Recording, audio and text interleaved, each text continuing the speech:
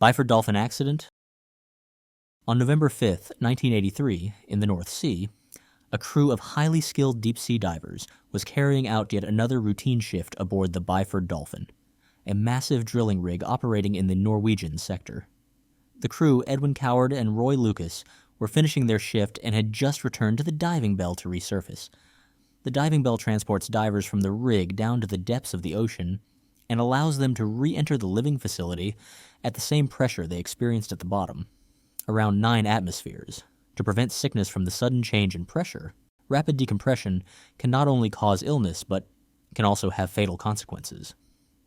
Once the divers resurfaced, the diving bell was connected to a pressurized chamber, allowing them to decompress safely. Nearby, Truls Hellevik and Björn Bergersen were preparing for their deep-sea diving shift, and had already entered the pressure chamber. Outside the diving bell, tenders William Crammond and Martin Saunders were securing the bell from the outside. It was a job they had done countless times before, but in the blink of an eye, a single mistake changed everything. As William and Martin worked, someone released the diving bell clamp too soon, before the chamber was properly sealed. In an instant, the pressure inside the chamber dropped from 9 atmospheres to just 1, creating an explosive decompression of unimaginable force. The air inside the chamber rushed out violently. Edwin, Roy, Björn, and Truls died instantly in the most horrific ways. Their blood boiled from the sudden decompression, melting them from the inside out. The worst of it was what happened to Truls. He was standing near the opening to the diving bell when the pressure was forced out of the chamber, pulling him toward the opening and violently sucking him through a 24-inch wide hole. A truly gruesome and horrifying fate. Outside, William Crammond was struck and killed by the diving bell. Miraculously, Martin Saunders survived, though he suffered severe injuries from the impact. This remains one of the most horrific accidents in deep-sea diving history. Whaledrake accident. August 7, 1979, the North Sea. Saturation divers, Richard Walker and Victor Guille, had spent over a week in their pressurized world, working on the reattachment of a massive buoy known as the SALM. That night, they were lowered 485 feet beneath the surface in the Whaledrake's diving bell, an enclosed steel capsule designed to keep them alive in the crushing depths. But as the bell descended, something went wrong.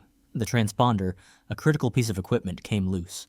The crew on deck decided to cut it off, unaware that this was the first in a series of fatal missteps.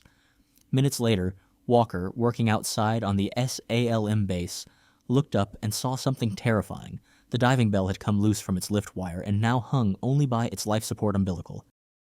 Above, the crew scrambled to lift the bell using the umbilical, a move later denied by its manufacturer as a proper recovery method. The winch jammed, damaging the umbilical. The ship's crane attempted to help, but instead the power and hot water supply were severed. Walker and Guille were now trapped in a steel coffin, slowly freezing in the darkness. Hours passed.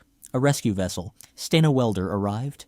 Divers Phil Casey Smith and Eddie Frank were sent down to secure the bell. But miscommunication, failed equipment, and rough conditions delayed the operation. When Casey Smith finally spotted the bell's porthole, he saw Walker and Guille inside, still alive, giving him thumbs up. Time was running out. The Whaledrake's crane attempted to lift the bell at an angle instead of straight up. A fatal mistake. It jammed against the SALM base, causing the recovery wire to snap. The bell was lost again, sinking back to the seabed. When rescuers finally returned, they saw signs that Walker and Guille had tried to free themselves. By the time they were finally lifted to the surface at 7:37 p.m., it was too late. They had succumbed to hypothermia. Drillmaster accident, 1974. A diving bell hung suspended in the cold, black depths, 321 feet below the surface.